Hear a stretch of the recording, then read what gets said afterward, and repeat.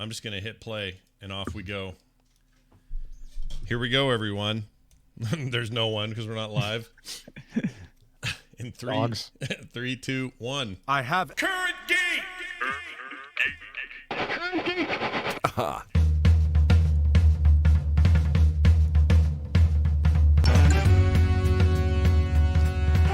Hello, everybody. Welcome back to Current Geek. This is Current Geek, the autopilot edition of the show. In fact, a chance for us to watch the pilot episode of a TV show and geek out about it. I'm Scott Johnson. He's Tom Merritt. And this week, we're talking about HBO's The Sopranos. Yes, I will be doing my I can't pull that off. It's not a show about singers. Is that what you're saying? I was going to make a joke that I was going to do the entire commentary in a soprano tone. Oh, you should have done it. Which I wasn't going to do, but I couldn't even get the joke out. I would pay big money to hear you. Well, because I'm more of a baritone. Yeah, you're a low voice, we call you in the baritones is entirely different. Well, because that's the other thing. It's named after Tony Soprano. It's just his last name. Is Soprano an actual surname though? I don't know. It's funny you ask that because I've always wondered and never bothered to look it up. I assume you could probably could trace some back to somebody. Let's see. As a name, I'm looking here. Soprano. What does the name mean? I mean, they may have taken it and just said, "Hey, every other name in Italy has been used 1,000 times in mob movies. Why don't we make ours? Make one up?" You know, it's entirely possible. The Sopranos are mostly from California, according to Ancestry.com. The Sopranos fly back to Capistrano, a topographic name for someone who lived at the top end of a place on a hillside. Oh. So literally at the top end, there's just like the voice higher. Yeah. You're higher. Hence probably why people who sing high are also called sopranos. Oh, see, we've learned something today already, and we haven't even talked about the show. So yeah, it's The Sopranos, a show that I watched. Let's see, this would be my if I keep going, this will be my third time through. I loved I came to it late though. I wasn't there at 99 or 2000, whatever it was when it premiered. Right. It premiered on January 10th. 1999 with the pilot episode, which had been shot 2 years before. It took a while for them to go from pilot into shooting the first season. I'm curious because I haven't seen any more of the episodes if that shows up. But this first episode was written and directed by David Chase. Right, and I watched. So I slid into episode 2 because I was curious about that fact about the being filmed so much later. And it's not immediately obvious, but I actually think there is a tonal difference between the pilot and not. For example, and you're not going to know this because you haven't watched the whole series, but this whole thing with this psychiatrist that is so central to the first episode, they continue that on, but it pretty quickly starts to be less and less important, and eventually it's not important at all. So it's no longer like the main framing device of every episode.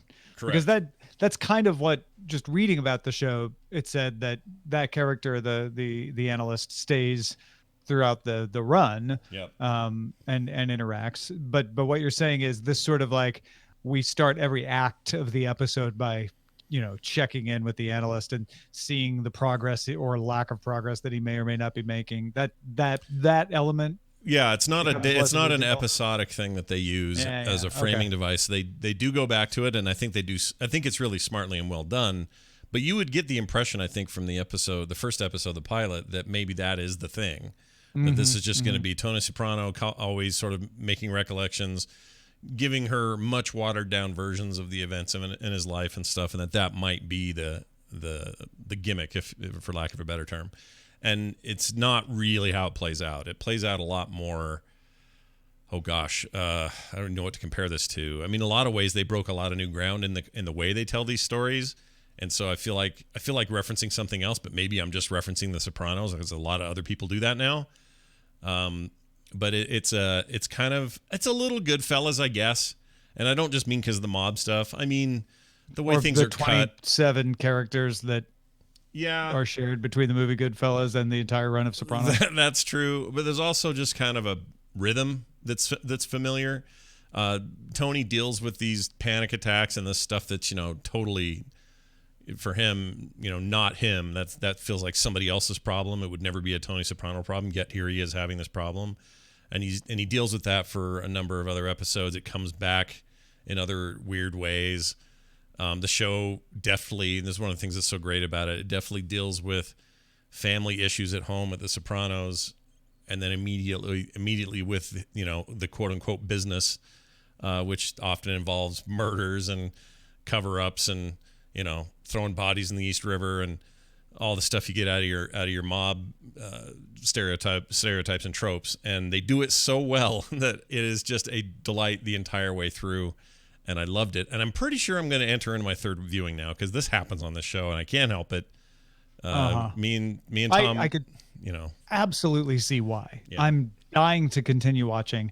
I don't have time to continue watching, but I might just make time to continue watching. Mm-hmm. And part of me is thinking, well, maybe I can convince Brian Brushwood to make this one of our spoiler in time library watches, because I don't know that he has seen it either. Oh. But yeah, I'm chomping at the bit to find a reason to watch this because, like you say, it's just really well crafted and well done.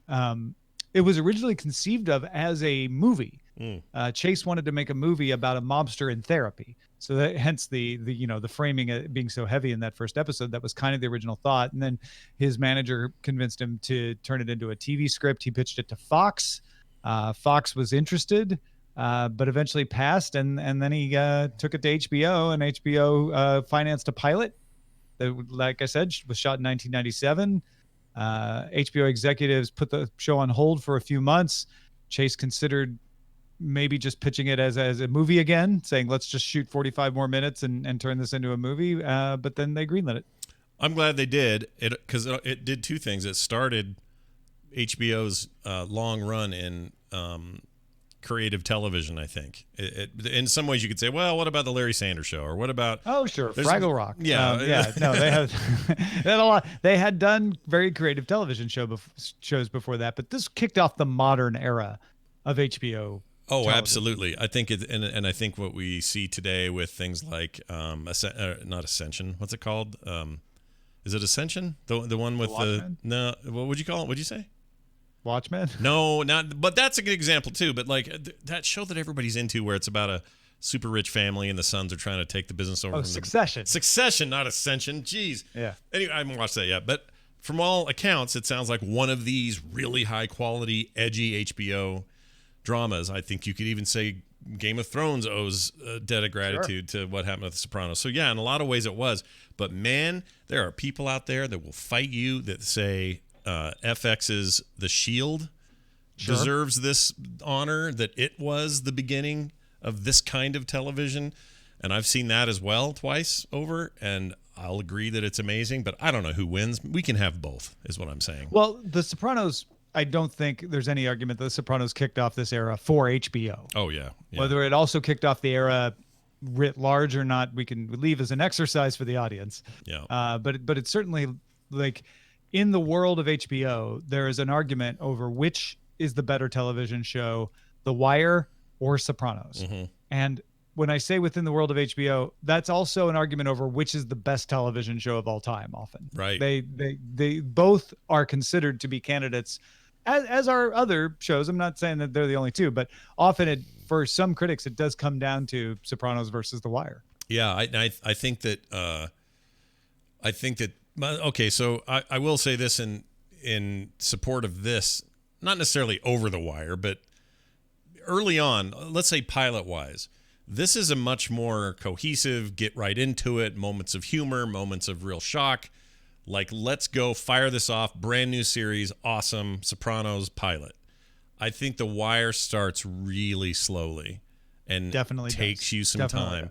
So, if you're not a patient person, yeah, The Wire is going to be difficult for you, especially that first season. Yeah, but you get around, you'll get around to it, and it'll be, oh, okay, well, this is perhaps the greatest show ever. Whereas you're right, The Sopranos, they're kicking the crap out of that guy who owes gambling money, within the first half hour. So there's some action, there's some stuff going down. There's intrigue, there's secrets, there's restaurants blowing up. Like it's action packed. Yep. And I was surprised when I found out after watching it that this was in fact a real pilot, because we play fast and loose with autopilot. Autopilot is a way for us to talk about a television show. We focus on watching only the pilot and talking about that, but we range off into other areas, and we kind of think of it as our way of being able to talk about shows. So when there is a show like Game of Thrones where they just made the entire first season, the first show isn't really a pilot, I'm used to that. And that's what I was expecting after watching Sopranos, because it felt so well put together. I'm like, oh, well, this is obviously just part of the season. But no, this was an actual honest to goodness pilot. It was shot separately on its own. It was evaluated before the rest of the series was greenlit. And it does not look like one to me. No, it feels like, I feel like this is a standard now. Like, a lot of newer shows don't feel like pilots anymore. I feel like gone are the days of where everything looks a little rusty and a little half done. Yeah, where you get a different face in the pilot episode. Yeah, and this, by all accounts, this should probably have that feeling, because, like you said, it was filmed in '97. They didn't go to publish or whatever. Till 2 years I'm trying later. to find the exact dates. They did start shooting the rest of the show in late '97, but it was months between. This was not part of a continuous production. Yeah. The other thing I would say is it feels like a show that, even though it ended in 2007, so we're well over 10 years ago, a couple of years over that, it had, I guess roughly a 7-year run, almost 8-year run. The seasons are short. They're not super long. It's like 12 episodes per season. It's not a huge show in terms of overall length. But they shot it in '97, and they got the order for the rest of the episodes in December of '97. So they didn't start shooting those until '98. Gotcha. But here's the thing: watching it, even just the pilot, I'm noticing how young everybody is, because they age as we get older, as we get to the final season in 2007. But even though that's all true, everything in this thing feels really timeless. None of this feels like late '90s to me at all. Or early 2000s for that matter. It really holds up, and it just continues to hold up the more you get into it. Oh, it's funny. There were some parts that felt like it was a period piece that were contemporary. Yeah. Things that they were doing, like when the daughter was online and you saw the AOL. Oh, you heard the "you got mail." Yep. You've got mail thing. And what was great is they didn't play it up. That was just a thing that was naturally happening at that time. And that's how it read to me in 2019. Like, oh, okay, this is set in the 90s. Got it. Right. Yeah, there's definitely that. There's also just a timelessness to that part of Jersey. Everything. And just, these attitudes. And the way they're. One of the criticisms people have is they feel like this continues a unrepresentative stereotype of Italian Americans. Yeah, and I think that there's something. I actually think they're probably right to some degree, but it's part of what I love about this stuff. And I don't mean stereotypes. I don't mean taking people and being general about them. What I mean is they lean into the genre, and the genre has that. Right. And I don't know how you escape it if you're going to lean into an Italian mob family in New Jersey. I just don't know how you escape it. Maybe there's a way. Well, I think what's really interesting to consider here is that Chase's defense is, we are not trying to show Italian Americans. We are showing a subculture of Italian Americans. And I think the answer back to that is, well, we have seen plenty of that. We don't need to see more of that. That's what everybody thinks, all Italian Americans. If you wanted to do something good for Italian Americans, you'd show a side that wasn't a mafia crime family. And I think that's a fair criticism. But if you look at it as, okay, but there are people who are criminals, and some of them are Italian Americans, and this is a look at that world. David Chase is writing about the world he grew up in. He grew up in New Jersey, and these are based on real people from New Jersey and their lives. And I can tell from the first episode, and a lot of what I've read has backed me up on this, these are not Godfather. These are not Goodfellas. These are certainly not James Cagney stories. These are stories of a suburban family. And I got that from that first episode of, this isn't about the mafia. This is about a father and his children and how he deals with that and his job, which happens to be running a crime mob. Right. Or at least being a capo in one. Right. And then her, it's so good throughout the series too, because her knowledge of what he actually does, Edie Falco's knowledge, is so much fun to watch from the perspective of you know that she kind of knows it's something dirty. Everybody knows who Tony Soprano is. Come on. Yeah, it's kind of dirty, but on the other hand, she's just sort of pretending like it's not, and she does her best to do that. She does her best to raise her kids away from this part of stuff, which, you know, that gets interesting down the line. It's a fascinating portrayal by her. She, you know, rightly so, won multiple Emmys for this role and kind of became, you know, as renowned as she is now for this role. Went on to do cool stuff like Nurse Jackie and other things, but this is really her big iconic first thing. And I find her to be one of the most captivating characters in TV history. Part of me just wants to say, Tom, I don't care if you want to watch it or not. You have to. Like, I feel like you have to watch it. It's just so good. I hear you. It's so good. Because Edie Falco, Carmela, her that character is not, to me, the typical mob boss wife. Right. Right. She is, in fact, a suburban housewife. Mm-hmm. She, you know, doesn't just kind of, you know, let Tony do whatever Tony wants to do. The whole thing with the ducks is such a middle-aged dad thing, right? Like, and it gets weird when you start to realize what it represented for him, and it's a loss and everything. But at the beginning, it's like, oh yeah, no, I can remember my dad just being fascinated with weird stuff like that sometimes, and the rest of us just being like, well, you know, whatever. Yeah, okay, it's weirdly relatable in that way, right? Like, yeah, totally. I was like, wait a minute. I feel like even now, like, I'm the guy with the obsession with the ducks in the pool, and that doesn't entirely go away. That duck thing is a thing we get to return to thematically throughout the series. Because basically what we're seeing is, like, there's 3 midlife crises happening. There's Tony's actual midlife crisis. There's the mob as a modern institution of crimes midlife crisis. Okay. Where it's trying to struggle with itself and it doesn't really have the identity it used to. And this pilot really pounds into you that these guys, a lot of the wise guys end up turning state's evidence, going to witness protection, or they write books about what happened, or they just duck out of, or when they're in prison, they'll snitch on everybody. And one of Tony's big complaints is it's not like it used to be where everybody backed everybody up and we had rules and everything. And the second episode really starts to lean into that. You only serve 2 days. Exactly. The day you go in, the day you go out. Exactly. That's The Wire, but still same concept. And the third midlife is New Jersey itself, because the show deals with things like gentrification and the changing attitude and the modernization and the internet and all of these things have an impact on what is traditionally a mob story.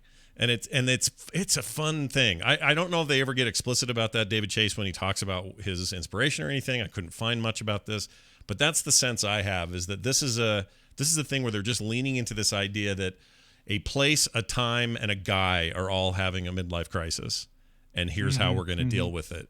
And that's, on the surface, that may sound even kind of silly and simple, but it's not, and it plays out in really interesting ways. These side characters, like, you barely get to meet Polly in this, but Polly is one of my favorite second Polly Walnuts? Yes. Oh my gosh, I love him so much.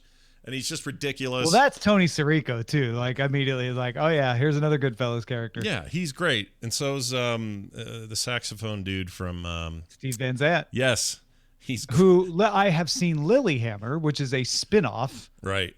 Very loosely, like, of Sopranos, right? And I love him in that. Apparently, Steven Van Zandt, if anyone doesn't know, Steven Van Zandt is a saxophone player for the E Street Band, Bruce Springsteen's band. Yeah. He was cast because David Chase saw him at the Rock and Roll Music Hall of Fame and liked him in the way he talked, the way he carried himself, and thought he would make a great soprano. In fact, he auditioned for Tony Soprano. HBO sort of weighed in and said, man, I think we want a more experienced actor, or an experienced actor, right? Because Steven Van Zandt had never acted before. Right. And he's very good in this. And throughout the series, all the way up to the very end, he's one of my favorite people to watch in this thing.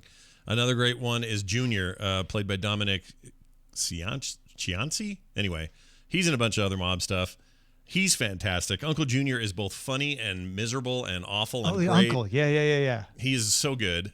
Michael Imperioli is Christopher. Dominic Shanese. Yeah. There you go. Great name.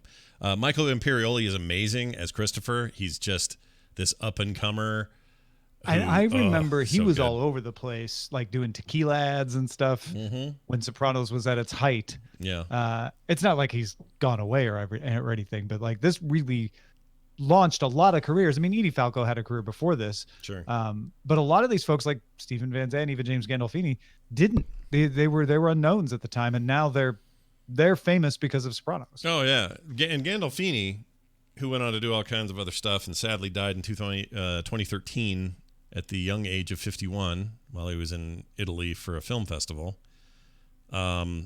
which is a huge bummer because I think that guy is like just a treasure of an actor. Treasure. He really is that great. Kind of guy, yeah. Like even in things like he's the voice of Carol, one of the monsters in Where the Wild Things Are.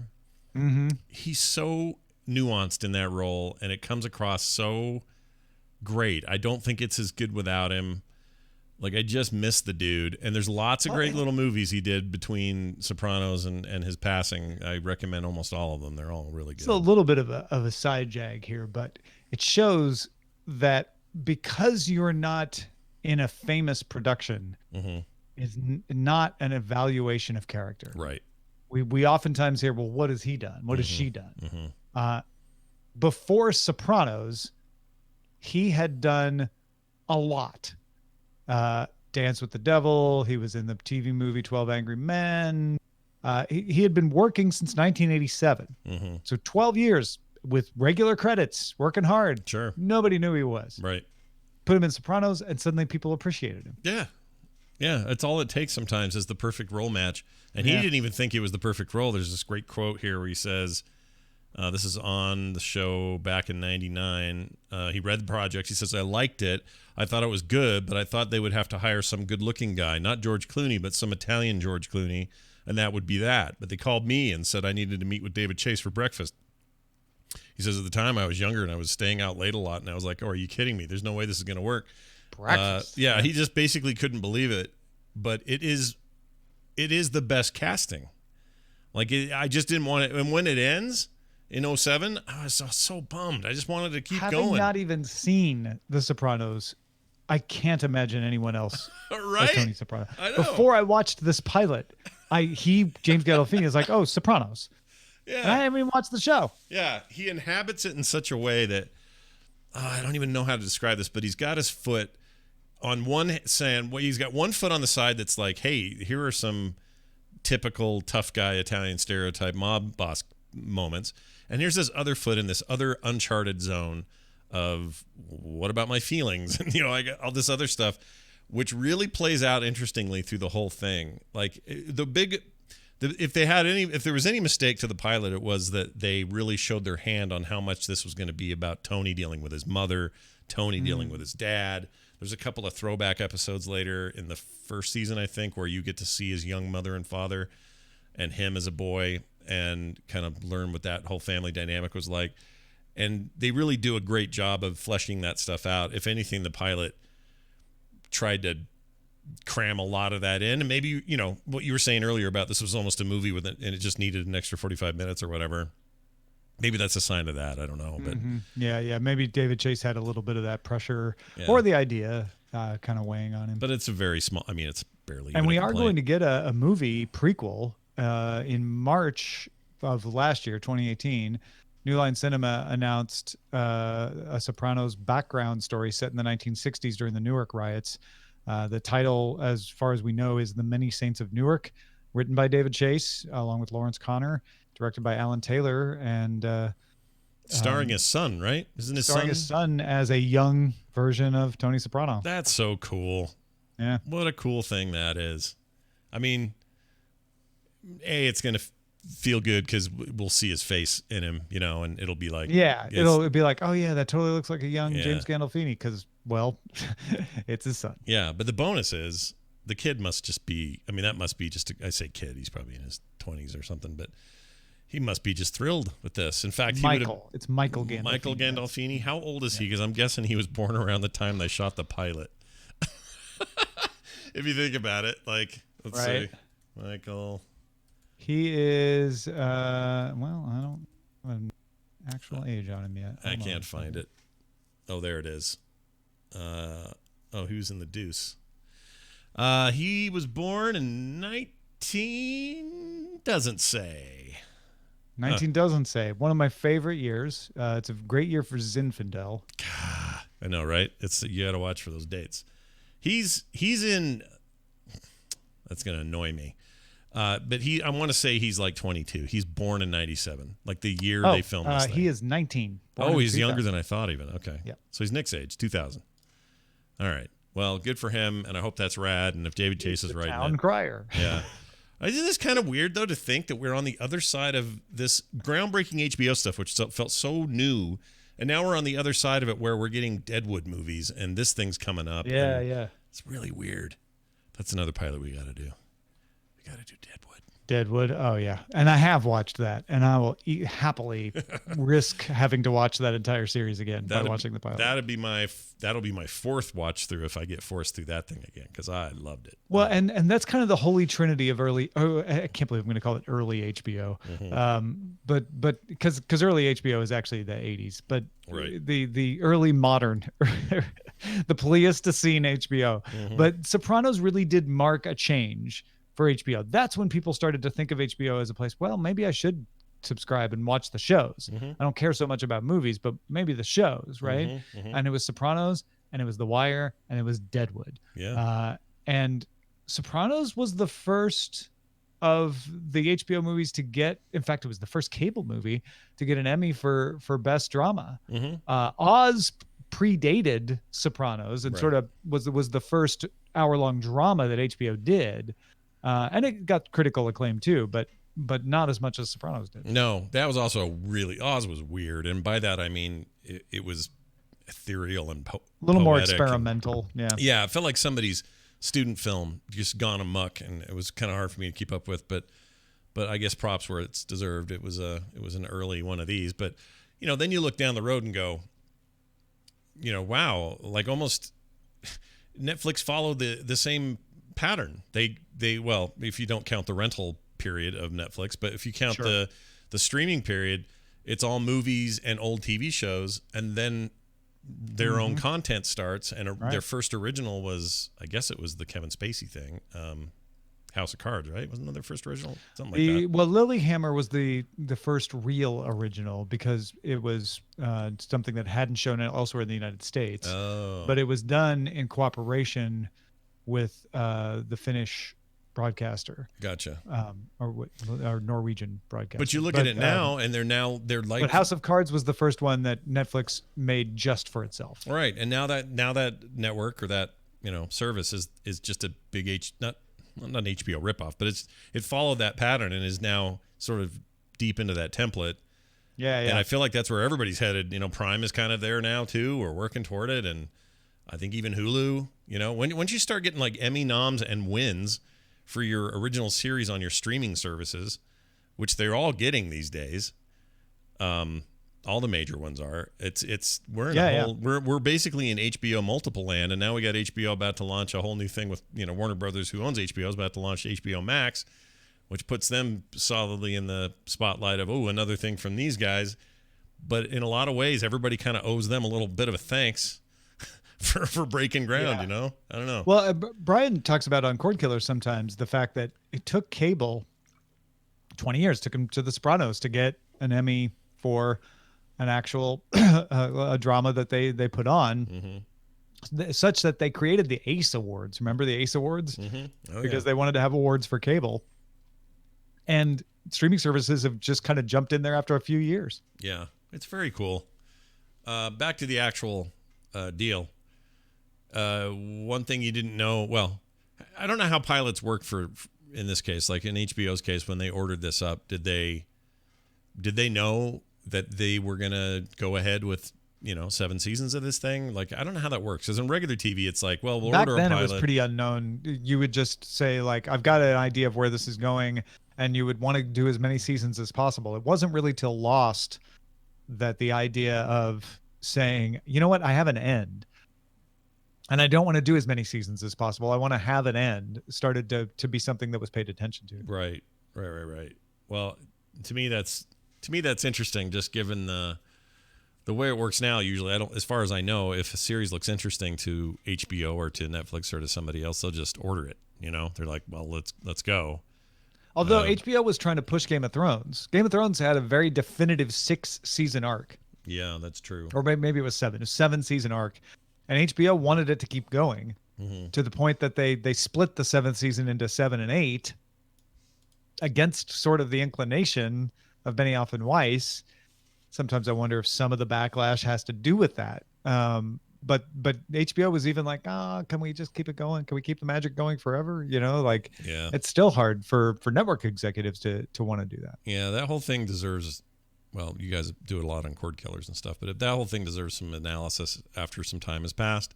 Yeah, I think so. I feel like those split seasons probably just put them together and make one, and it's a better season, and then we don't think of it in the way we're all thinking of it now. But maybe if with all the holes and problems it does have, how much of that was HBO's pressure to just keep going, and these guys are like, man, you have no idea what this is doing to everyone. But the point being, when Sopranos launched, I don't think there was any expectation of having an end in mind. Yeah, probably not. I don't know. It's fun to think of that stuff, but it really gets going. And if I had any recommendation for Tom Merritt today, right now, this minute, it is somehow find a way to continue The Sopranos if you can. Because I want to point out that I did catch one change in the pilot that kind of might throw some people off, so I want to warn myself if I continue, as Scott is encouraging me to. The Satriali's pork store is called the Centani's Meat Market in the pilot. Oh. So later okay, I wasn't aware of that. Yeah. Beware, because the next episode, it's not going to be Centani's anymore. Don't get used to that. Yeah, their names were originally Baritone. They changed it last second. Now it's all Soprano. No, I don't. I can't find a citation on that one. Yeah, it's hard to prove. It's pure hearsay as far as I'm concerned. There's another bit of this that I think helps bring it home, and this is something that I think they used on The Wire as well. This was shot in New Jersey. Yeah. The interior shots are some done at a studio in New York, but the exterior of the house is in North Caldwell, New Jersey. The pork store is a building they bought and turned into the pork store and used in New Jersey. They actually tore the building down after they were done. Oh wow! Using it for shooting, but all those exterior shots, they wanted to get across to you that this isn't New York. This isn't New York City, and I think that works. Yeah, and there's a thing in the intro which they change later, and it's always the same intro. He's in his car, smoking a cigar. That iconic music's playing, and he's just driving through town. And as you're driving through town, you're seeing old, dirty, nasty Jersey, and it slowly evolves into, hey, it looks nicer, and then eventually you're at his like way too rich house, where he gets out, and up comes the name. In that sequence, they show a shot from over the bridge where you can see the two towers, and that's in this intro in the pilot, and that stays until 2001. When that happened, it was one of the first examples of a television show that I'm aware of where they removed it. So from then on, every intro, I guess from 01 till 07, every intro no longer had a shot of the trade towers up there, which was interesting. Yeah, it was a different. It was that was the only difference though. Everything else stayed the same. Yeah, all right? the same. Yep. In fact, I think there's still. It's not like they just cut it because it's the same length. They just interstitialed something else there, like another shot of a building or something, and it's just not the two towers anymore. But it was interesting because I just remember at the time thinking there are a lot of movies and TV shows that have the World Trade Center in it. How are they going to treat that? And some pulled it and took it out. Others left it in and said, why would we take it out? That's, we're letting the terrorists win if we take it out or whatever. Mm-hmm. So you'll see episodes of Friends and it's there it is. And, some shot or another. You'll see a movie like Spider-Man, the first Sam Raimi Spider-Man, and they took all that stuff out. So it just sort of depended. But this is one of those cases where they took it out of the intro. It was just too raw, too soon, too whatever. Yeah. But I always liked it at the time. The effect was, oh yeah, we're in Jersey. We're seeing glitzy New York from way over here. Yeah. And that adds to this this weird Jersey mystique that is The Sopranos, and it's very effective. And you mentioned the opening theme, Woke Up This Morning. That is an example of the fact that they just use pre-recorded music. Yeah. It's not a lot of score. Nope. in this, if you noticed. Woke Up This Morning is remixed and performed by a British band called Alabama 3. But throughout the series, apparently, they just used, songs from Van Morrison and the Kinks and Andrea Bocelli and stuff like that. Yeah, and a lot of it is background and not used for drama. It's not diegetic. Yeah, as they say. It reminds me. I mean, I love No Country for Old Men for a billion reasons, but one of them is they use no music in there. There's like a weird discordant sound at the beginning and at the end, and then the rest of it is just musicless, and it adds so much to that movie when you'd think it would take away. And the show is a lot like that. Most of the violence is done without music to try to make you feel one way or the other. It, yeah. Which is not that music isn't good when done well. I mean, I'm a huge fan of John Williams and, of course, Michael Giacchino. If there's one thing I love in this world the most, it's really good movie, and for that matter, video game scoring is amazing. But my like of it here, I think, has to do with the material. Like, the material doesn't need it. And in some ways, the show was very good at showing very, very violent ideas or scenes without trying to make you feel a way about it. You were left just to feel what you would naturally feel, is a little bit of repulsion, a little bit of like, oh, well, that's stark and awful, and there's no music to punctuate it. You're just sort of standing there with a smoking gun and a bleeding guy on a table. Like that when they kick the guy at the insurance company. Yeah. HMO thing. Yeah. I wasn't sure if I bought that everyone would just kind of stand around looking disgusted and not weigh in. But I thought that was supposed to imply to me that everybody knew that was Tony Soprano's people. Right. And that they all felt bad for the guy getting kicked, but didn't want to get in their way and didn't want to get involved. Exactly. That would also be my take. Although I feel like somebody would have, in a real life scenario, even if they knew that was Tony, somebody would have said something or maybe something. Although I also feel like it's more realistic that no one did, that they just kind of look like, oh man, that sucks. If they all know who Tony Soprano is, if they all know about, this mafia, right. They didn't take it too far. They didn't kill the guy in front of them. Mm-hmm. They just beat him up. And I could see people saying, well, gosh, I'm not going to really save the guy. I'm just going to get myself in hot water. Right. Like, that feels more real to me. And you don't have somebody standing up and saying, hey, now, what are you doing? Like, I work for Tony Soprano. Oh, sorry. Like, you don't need that. Yeah. No, you're right. You probably don't.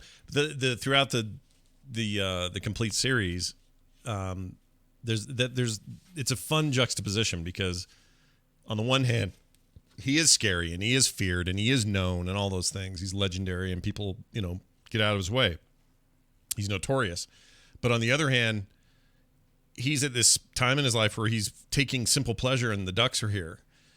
You know what I mean? Yeah. Like, and they play on that so well, and just dealing with issues with his kids and trying to bond with his son and trying to keep a connection with his daughter, and the way she's always fighting with Meadow.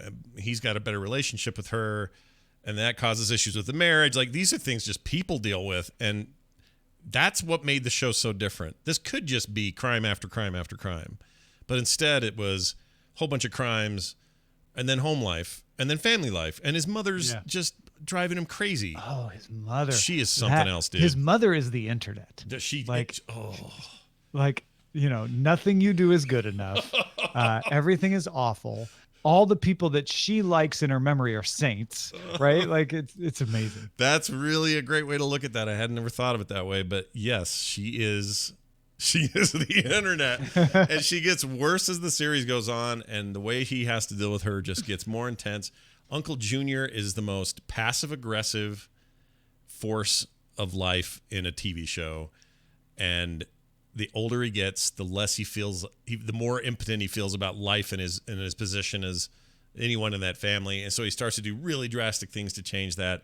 It's an amazing arc. I'm going to watch it again. Here's something where you know the answer, so I don't want you to tell me.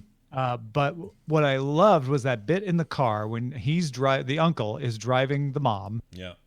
And he's just kind of throwing out a test line of like, I think Tony's overstepping his bounds. I think he's getting out of line. I think, And she pushes back a little bit, and he just like, I don't know, but maybe he needs to be taught a lesson kind of attitude. Yeah.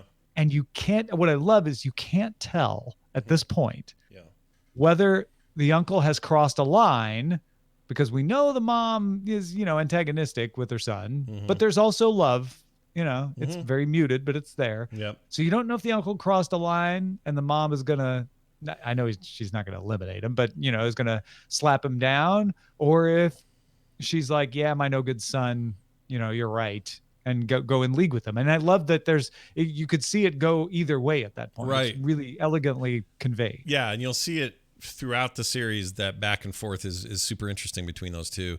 It's also, this is her deceased husband's brother, the character. And then and I remember thinking at the time, is this what happens? Like, in-laws get older and they get catty and weird, and like I've started to see this in some extended family a little bit, and I don't know, it really resonates. There's something about Uncle Junior and Tony's mom that reminds me of uncles and aunts I have, and I can't get it out of my head. At the time I watched it, I felt like that. I was like, oh, this is too real. This is like driving me crazy. But she is amazing. She is extremely good at being this thing she is. And they hint at it in the episode. She is absolutely not being upfront about what a saint her husband was. Well, no, I mean, you do get the sort of like, she hated him, every day when he was alive, and now he's a saint. So, yeah. Yep. And don't forget, dude, down the road, Steve Buscemi joins this cast for 14 episodes. It's incredible, his run. You got a bunch of other people that you'll just love. Joey Pantanalano, or however you say his name. Joey Pants. He's amazing for his run on this. Like, there are so many rip-roaring, amazing sequences and characters. Some are only temporary, but they leave a mark. It's so good. It's so good. What is the one where they're like, where they have two people named the same, one of whom is the one they want to kill? Big Pussy and Little Pussy. Yes.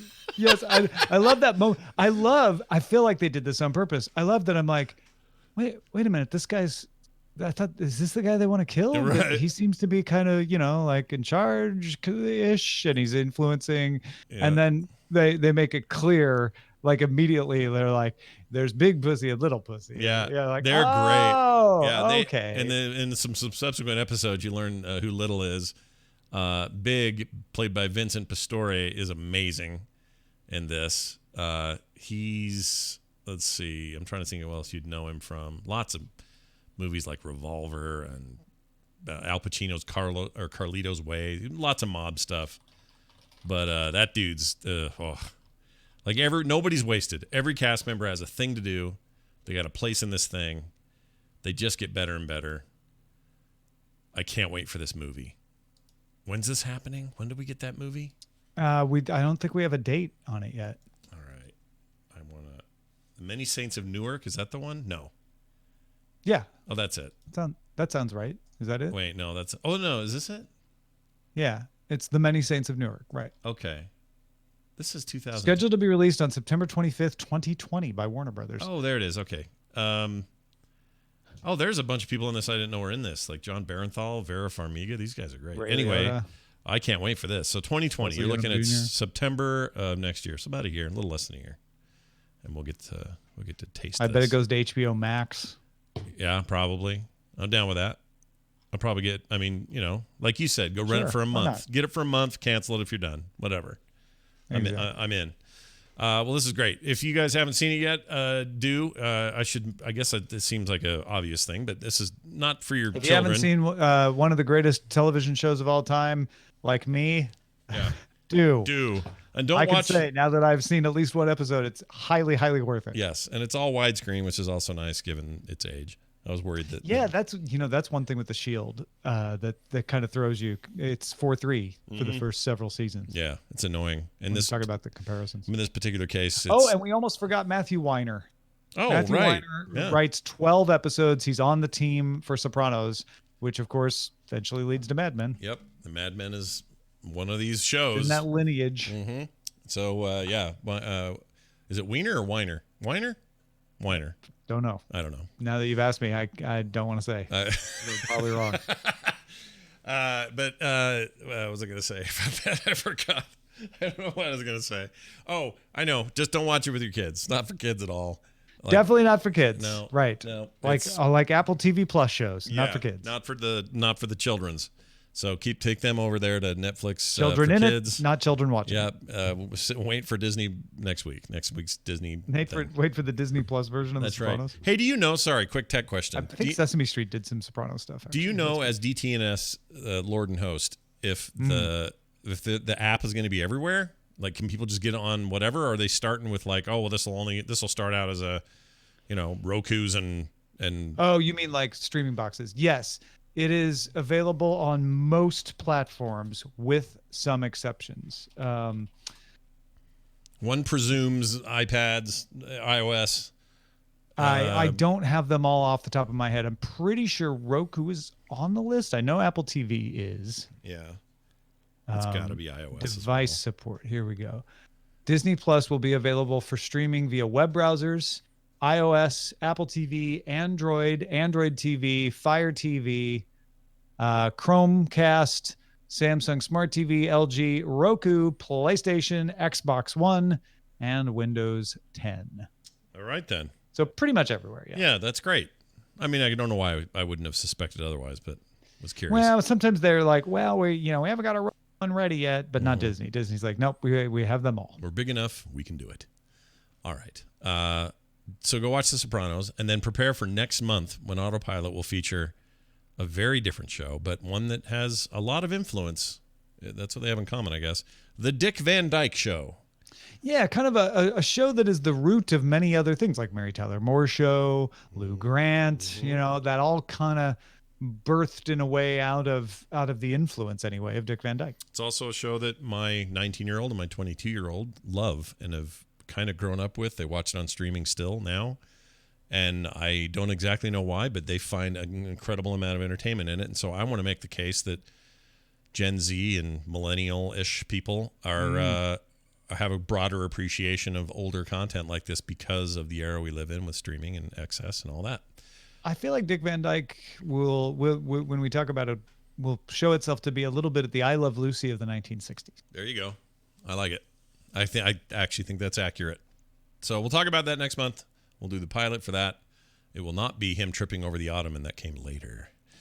That's the only thing I know for sure about the pilot is he does not trip on the ottoman yet. Anyway, he was still more agile. Yeah. In fact, I think it may have even been different. He may not even walked out into the living room like he did in that yet, or come home from work. It's something else. But anyway, it's always fun to look at that sort of stuff. We will talk about the Dick Van Dyke Show next month, right here on Autopilot. And after we're done talking here, Legal Geek swoops in this week and describes a case involving Hasbro's Monopoly brand, which is changing filing practices for trademarks for all brand owners in the European Union. So board gamers, tabletop folks, stick around. You're getting a little piece for you today. Before we go, Tom Merritt, anything you want to tell the people at home?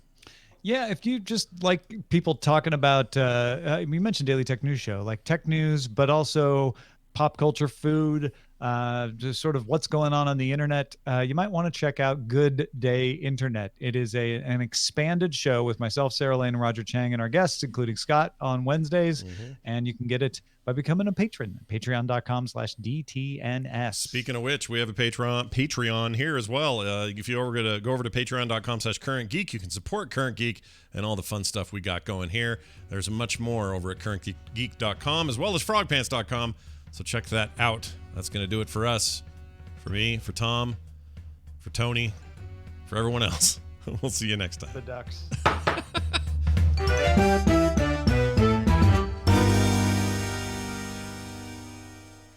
For the Ducks. For the Ducks. I like it.